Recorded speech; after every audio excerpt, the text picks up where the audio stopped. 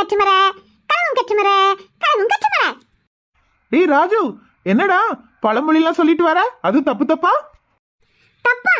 களவும் கற்றுமர தானே? இல்லடா, அப்படி சொல்லக்கூடாது. சரி இருக்கட்டும், முதல்ல அதோட பொருள் சொல்லு பாப்போம். களவு, பொய் இதெல்லாம் கத்துக்கிட்டு மறந்துடணுமா, அதான் இதோட பொருள். அப்படி இல்லடா, உண்மையான பழமொழி என்ன தெரியுமா? களவும் கத்தும் மர. களவுனா திருடுறது, கத்துனா பொய் சொல்றது. அப்போ களவை மறந்து பொய் சொல்றத மறந்து ஒழுக்கமான வாழ்க்கைய வாழணும், இதெல்லாம் மறந்து ஒழுக்கமா வாழணும், நல்ல பிள்ளையா வாழணும்ன்றத இதோட கருத்துடா. அப்படியா? அப்ப ஏன் களவும் கற்றுமரன்னு சொல்றாங்க? இப்படியே சொல்லி சொல்லி களவும் கற்றுமரன் மாறிடுச்சுடா. களவும் கத்தும் மர, அந்த கத்து கற்றா மாறிடுச்சு, அவ்வளவுதான். அது தப்பு. களவும் கத்தும் மர, இனிமேலாவது தெரிஞ்சுக்கோ. அப்போ களவும் கத்தும் மர, இதான் கரெக்ட்.